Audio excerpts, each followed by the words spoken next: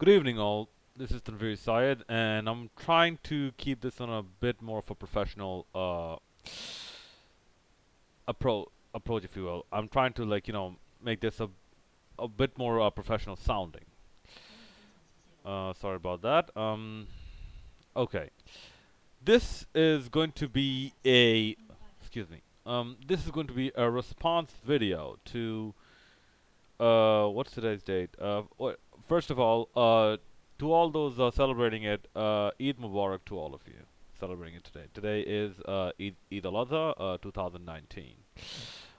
Here in the United States, it's on Sunday, but in parts of the world, it might be on Monday. So it is the 11th of August 2019, and I just got done watching the segment on Chris Downey.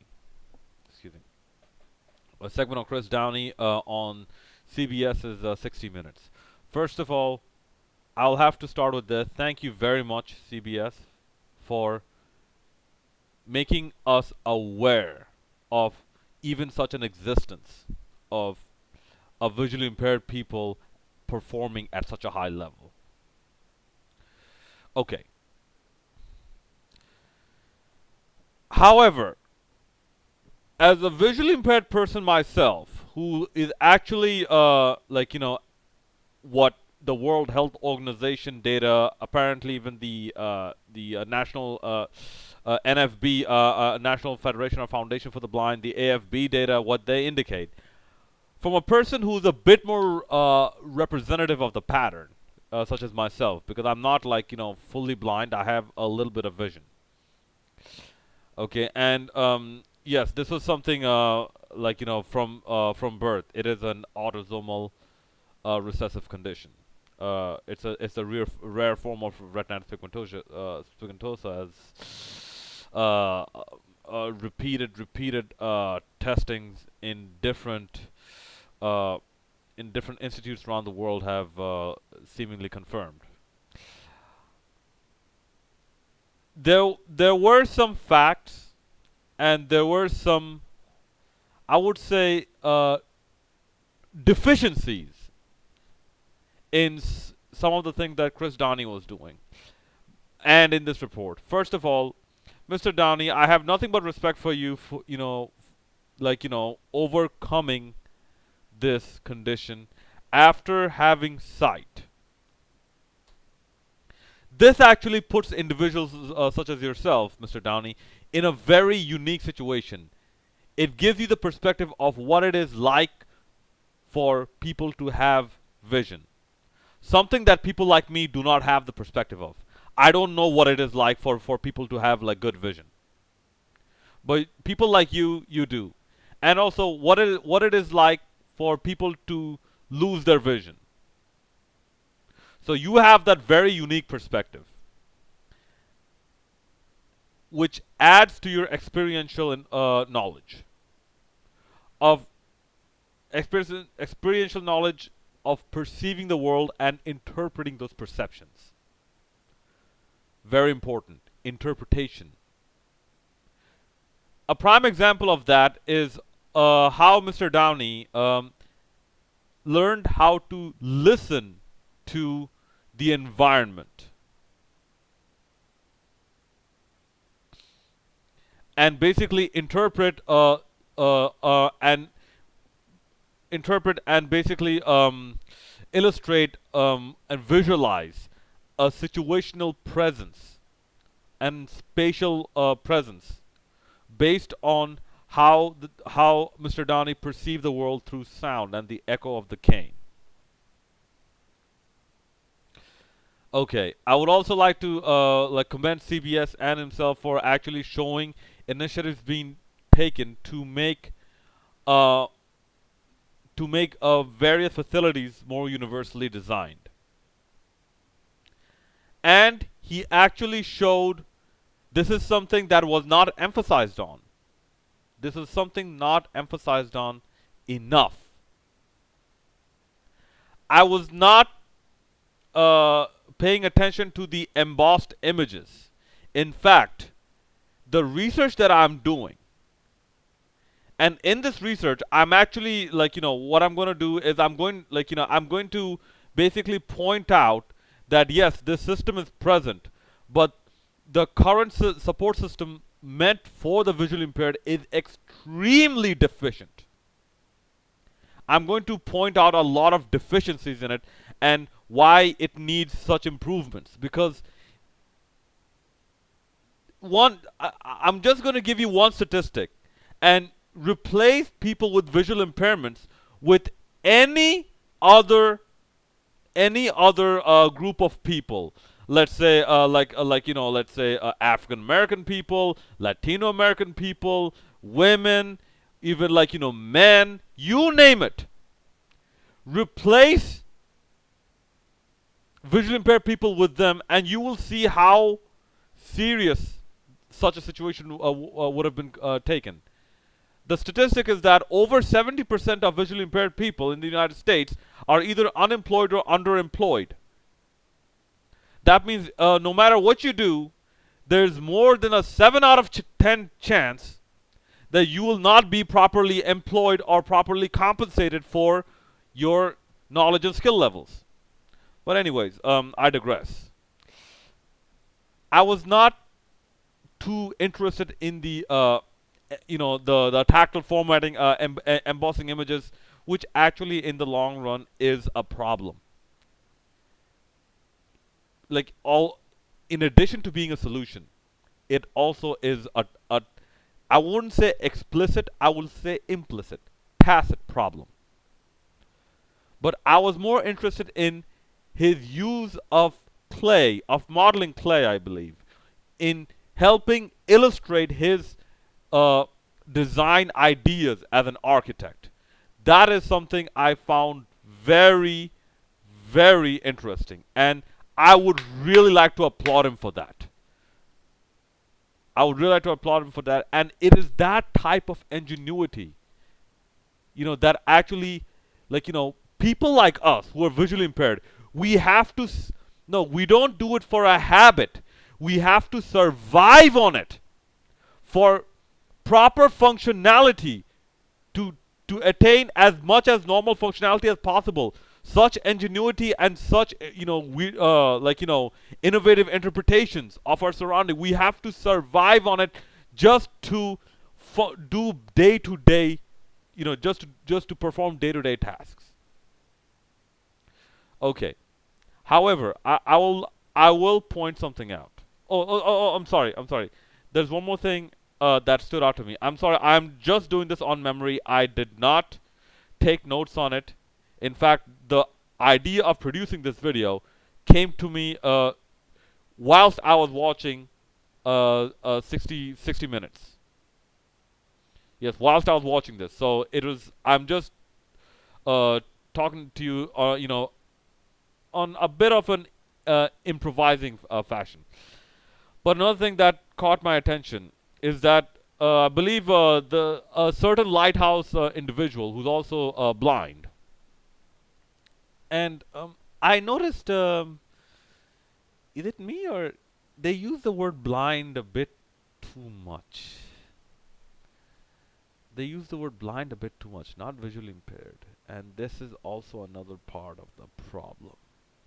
And this is one of the biggest parts of the no, this is one of the absolute biggest parts of the problem. I have created I believe I've created a video about this. Enlightening on why this binary thing, binary approach is extremely detrimental. But anyways, um, this blind individual stated that once a person becomes visually impaired, that person is most likely going to be the only visually impaired person he knows of and is rarely going to encounter another person who is visually impaired.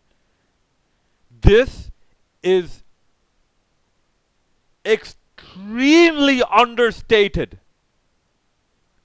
Not only for visually impaired people, this is even for normal sighted people. That if they come across a visually impaired person, there's a high possibility that that will be the only visually impaired person that person knows. The normal sighted person knows. And this actually points to another problem. Like, I won't say a problem, but this actually points to another factor that is not being addressed, because I am in the education field. I am in academia. I am trying to solve this problem. And believe me, wholeheartedly, I'm trying to solve this problem, because that is basically the bottom line of my research. Okay, it is the dilute population. The population concentration is so dilute that effects of these are seen even in how problems such as these are addressed in the education system, in transportation, you name it. Even in stores and whatnot, there are places apparently in Florida where you don't have pavements. As if your feet are not important, otherwise you're just supposed to walk on the grass. Yes. So maybe even the function of usable pavements to people who are visually impaired, or like walkable safe paths to people who are visually impaired, are understated, because visually impaired people don't drive. For the most part, as much as I know, legally blind people don't drive. So we have to make the best use of our of you know of motion through walking. And the better you know a location is accessible through walking in a safe fashion, the more we can access it, and the more we can make use of it. I'm talking, this is a hint at businesses. Yes, I mean, I've seen in a video that apparently Panera Bread or something might have started dabbling in those smart ordering machines, with voiceover features. If that is true, please verify the information. If that is true, kudos to you. Kudos to you, Panera Bread. Really, really appreciate this initiative. Like, people who are visually impaired, we don't have to walk up to the counter, wait for someone to show up, and then ask, okay, what do you have on the menu? Okay, what is that? What is that? What is that? No. Okay, so those are the positives I've seen. There are some of the negatives. First of all, I've been pushing for this narrative for so long, and there's a couple of podcasts that are supposedly, they're in the editing process. They're going to be released in the weeks and months to follow. This is the one thing I point out over and over again. Visual impairment is a spectrum. So the solution has to also be on a spectrum. You cannot have a binary solution and expect that to be compatible completely with with a human trait that is on a spectrum. Okay, I'll give you a very good example. Very, very good example. Okay, when you go to a clothing store, a human, the waist size is on a spectrum. Do you just give everyone large pants, or like only children? You have only like children's pants and adult pants, and everyone in the middle are supposed to just tie a belt around it?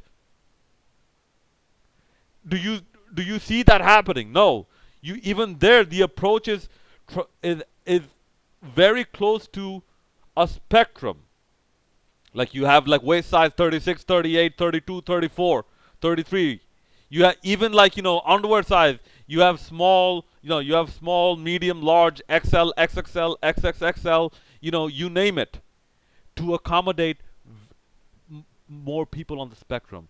But when it comes to visual impairments, that is something you do not see.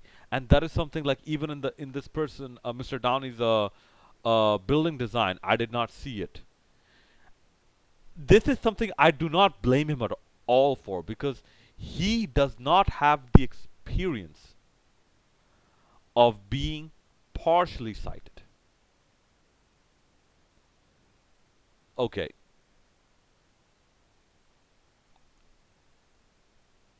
He spoke of universal design. Universal design is not only to assist people with disabilities and without disabilities. And if you have a disability, that means you do not have any of the ability.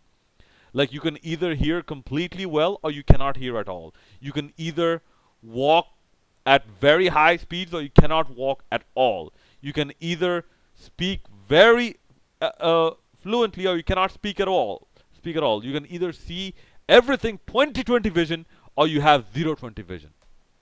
Yeah, just to accommodate these two. This is not universal design. In fact, this is a hypocrisy to universal design. A universal design, by nature, by definition, is supposed to appeal to the spectrum. So, in addition to the different tactile features, which a lot of visually impaired people can use, but people who are partially sighted, and believe me, I have I have mingled with a lot of people who are partially sighted. A lot of people. They would rather prefer the just a thin strip of yellow paint, because yellow actually stands out a lot and reflects a lot. A lot of these paints, you see it used to paint roads and disability parking spots, parking lanes and whatnot. You see a very distinct coat of yellow paint. A lot of visually impaired people make very good use of that. And given the nature of that paint, let me tell you, being a blind cane user myself, given the nature of that paint, there is a tactile difference between how your cane responds, or how your cane feels when you hit it against the paint versus when you hit it against the road or the pavement. So small additions like that, would have been very, very helpful. Also, let's say in the lighthouse, the parts that I have seen, I'm pretty sure there are parts that I did not see that actually has these features. But the part that I have seen, there's a thing called color contrast. People with varying amount of visual impairments can actually make use of this color contrast, because basically landmarks, like mental landmarks, objects, and guidelines, and whatever, it stands out. It becomes more conspicuous to them, so that they can accurately create a mental map of their location and where they need to go. They can self-navigate themselves a bit better. When you have color contrast. Let me give you a very good example. If you have a white wall, do not have a white door. I remember this one time. I actually went to a squash court once, and I thought I was like gonna die of claustrophobia, because I could not, for the life of me, find where the door is. Later on, I had to feel my way on the wall and found out that there's a very odd looking handle on this part of the wall, which is basically painted the same color as the door. Extremely white. So the door blended in with the wall. Things such as those. You make the colors of the door and the walls different. Okay, you can even get this with different types of carpeting. Yes, in a visually impaired center, it might be a little difficult, because they echolocation, which is also not on a binary spectrum, that you can either hear like a bat, or you're completely deaf to using echolocation. No, it doesn't work that way. Okay, if you know anything about the human cognitive architecture and how human beings have evolved to acquire information by default, and almost every uh, uh, avenue of cognitive and developmental psychology will corroborate what my position on this one. It is almost axiomatic, as far as I have done, as far as the research I have done. Yeah, so even the skill of echolocation is not is not binary. It is on a spectrum. But I understand, sometimes carpeting is not feasible for places where where you'll get a high concentration of visually impaired people. Yeah, visually impaired people have found a way around it. I live in a carpeted house. Okay, I work in carpeted buildings. Yes, we In fact, the office I work in is also carpeted. So yes, we've figured a way around it. But yes, so features such as those, like like when I say like even carpeting, like even like such as carpet designs, you sometimes you will see the carpet designs have a different distinct colors around the periphery than they do in the central region. A lot of visually impaired people who are on the spectrum actually use those as well as guidelines for for navigation. So if you're going to select select carpeting for your for your buildings and whatnot, select something that has better like color contrast and whatnot. So like I said, the universal design in theory it is good, but in practice it is extremely deficient. At least what I'm seeing from the current statistics and like and from the current data, if universal design is going to be part of the system. Okay.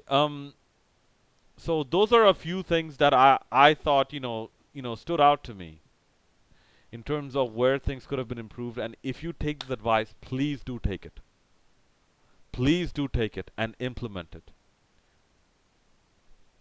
Okay. The other visually impaired person for the lighthouse also mentioned a lack of role models. Thank you. Thank you very much. This is one of the part of the dilute population concentration. And this is why I gave a shout out and I'm thanking CBS for actually doing their part. Maybe a lot more could be done, but at least like, giving us a slot, giving visually impaired people a slot and helping raise awareness of the possibilities of successful visually impaired people. Because due to like the dilute nature of this, even a lot of educators don't know how to like properly educate a visually impaired person and make them successful. And believe me, I have I have over I have over 28 years of anecdotal experience to corroborate that. Over close to 3 decades of experience that they don't know how to teach a visually impaired person to to go on being independent independent, successful, and like as self-sustaining as possible.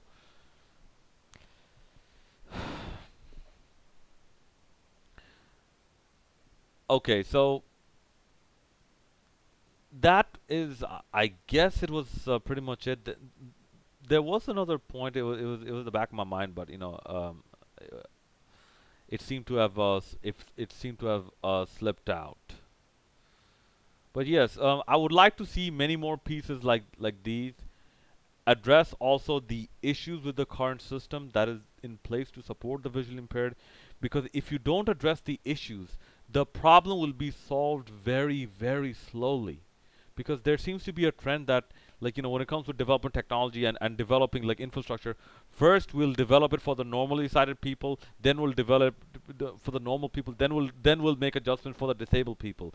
It is never something that that or it is rarely something that is developed side by side to accommodate various types of people. And this is another thing that CBS did not point out, but I'm pointing this out and I'm giving special, like even more credit to Chris Downey. He actually approached it trying to appeal to more types of people as possible. I'm talking about that San Francisco big building that was delayed or something. Okay, well, according to the CBS reporter. Yeah, kudos to you for having that approach, but much more could be done. Okay, and so that's pretty much it. Like those two podcasts, I will try and make videos of them as well, and I will like like I think the best I can do is provide links to them in the descriptions once those podcasts become available. Okay, please do let me know what you thought about this video and my thoughts in the comment section below. And as always, make sure to hit that like and subscribe button, as a show of support of what I'm doing on this channel. This is Tanveer Side, and I thank you for watching my video. Have a nice day.